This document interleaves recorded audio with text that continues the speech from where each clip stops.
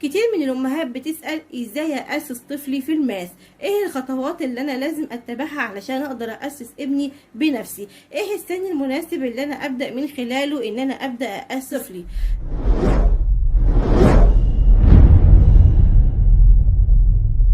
السلام عليكم ورحمة الله وبركاته. اهلا بكم في قناة مامي في البيت. النهاردة يا اصدقائي هجاوبكم على كل الاسئلة دي. النهاردة في الفيديو ده هتعلمي معايا ازاي تقدري تأسسي طفلك في منهج الماس. هنتعلم مع بعض 7 خطوات من خلالهم هتقدري تأسسي ابنك بشكل صحيح.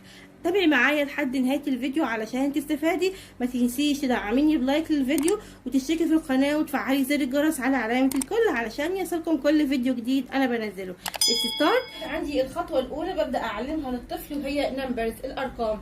طيب انا في البدايه بعلم الطفل طبعا الارقام. حاجه ببدا اعلم الطفل النمبرز، ببدا من فين؟ ستارت فروم 1 to 5. ببدا من فين؟ من 1 to 5. طيب اول حاجه احنا بنبدا من سن كام؟ انا ببدا من سن 3 سنوات. ببدا من سن كام؟ من سن 3 سنوات. حد هيقول يا مس 3 سنوات ده لسه صغير. هقول ان في فروق فرديه ما بين الاطفال.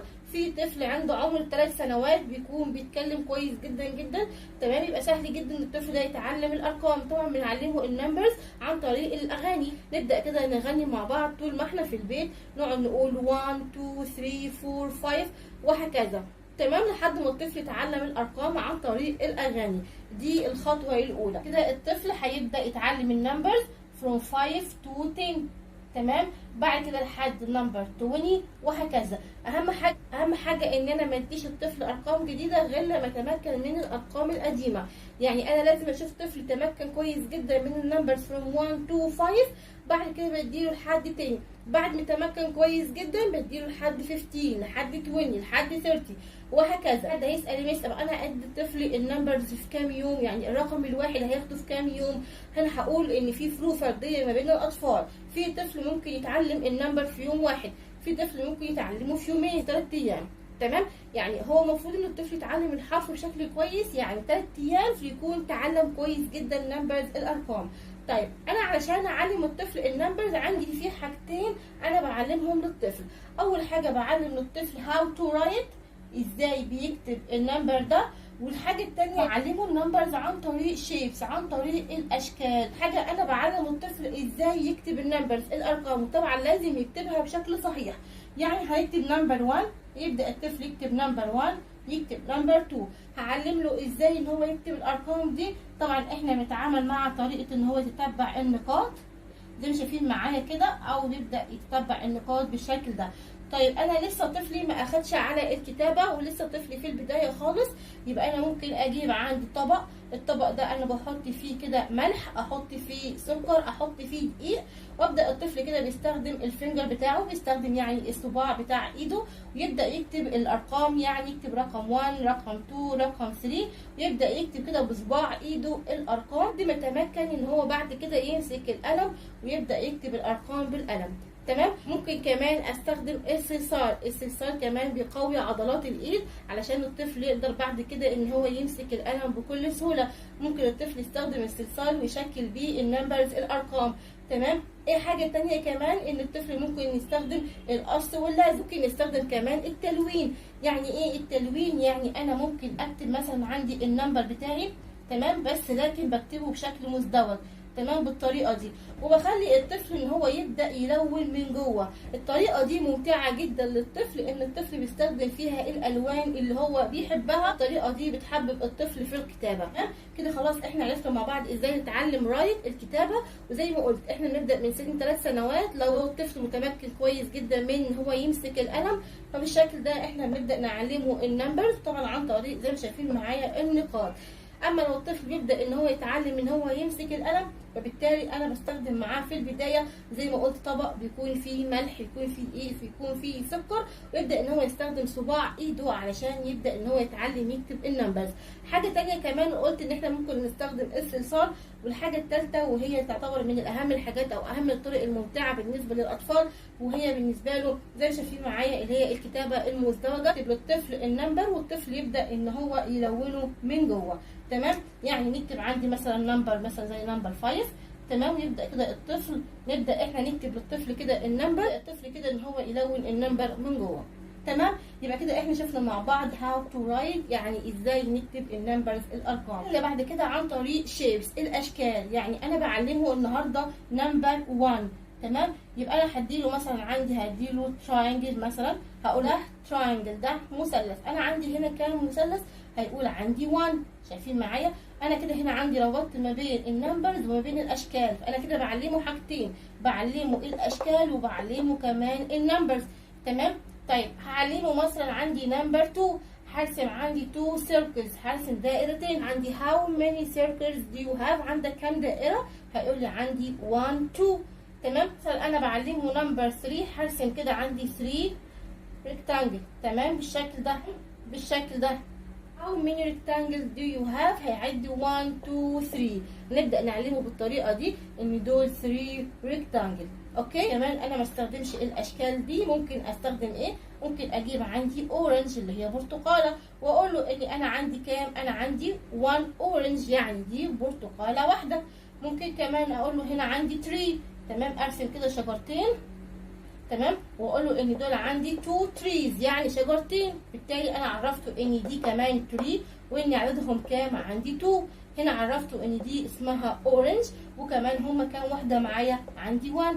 انا كده ربطت ما بين اكتر من حاجه، انا كده علمته النمبرز وعلمته كمان الاشكال وعلمته كمان عندي، شايفين اللي هي الفروتس الفواكه، وعلمته كمان هنا عندي plants اللي هي النباتات. اديله اشجار، اديله اقلام، اديله كتب.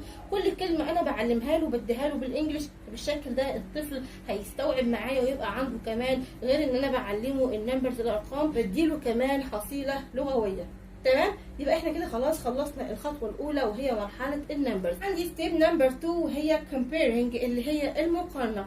يعني ايه المقارنه؟ يعني انا بعمل compare between two numbers، بقارن ما بين عندي two numbers يعني رقمين. هو خلاص عارف النمبرز كويس جدا، واعرفه الكومبيرنج ده انا بستخدمه ازاي. بيكون عندي فيه علامات، العلامه دي اسمها more than، بيكون وشها ناحيه الشمال.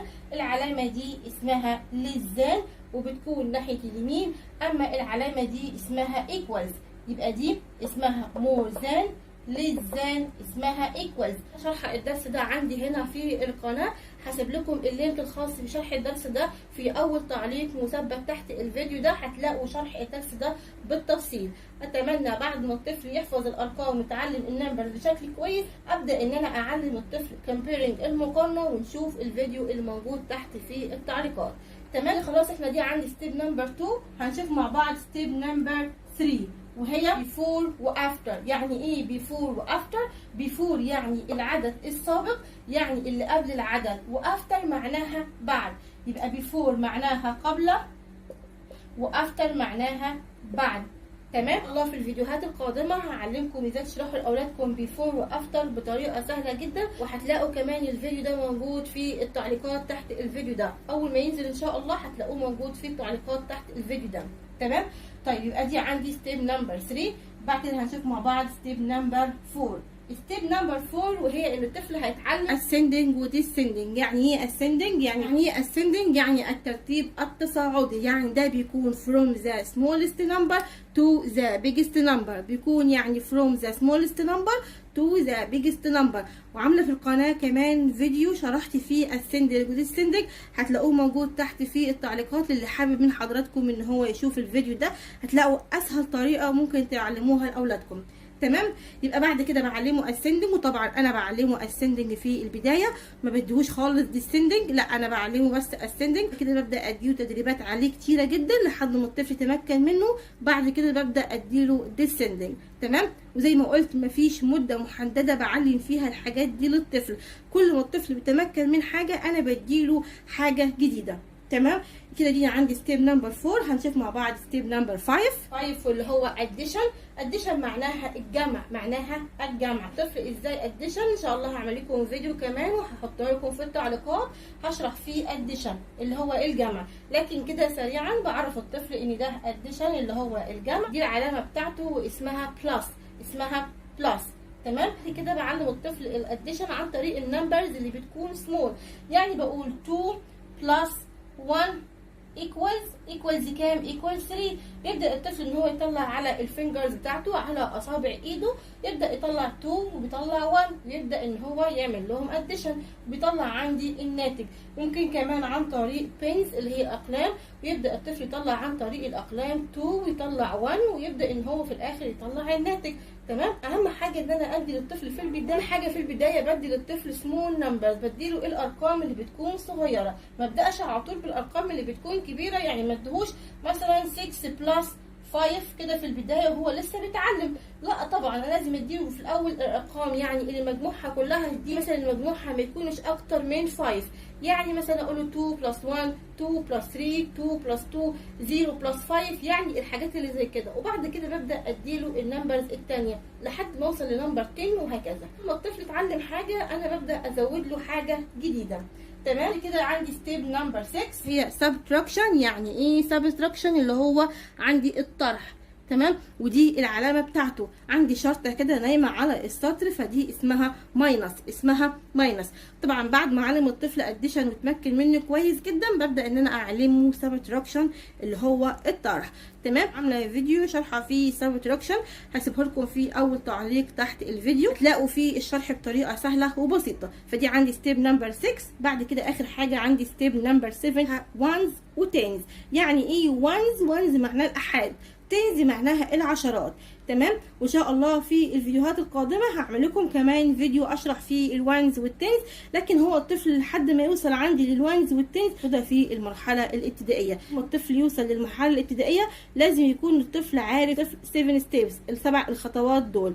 زي ما شايفين معايا ستيب نمبر 1 اللي هي النمبرز، ستيب نمبر 2 اللي هي comparing المقارنه، بعد كده ستيب نمبر 3 before و after، نمبر 4 ascending descending، نمبر 5 addition، نمبر 6 subtraction، نمبر 7 عندي اللي هي الوانز والتنز.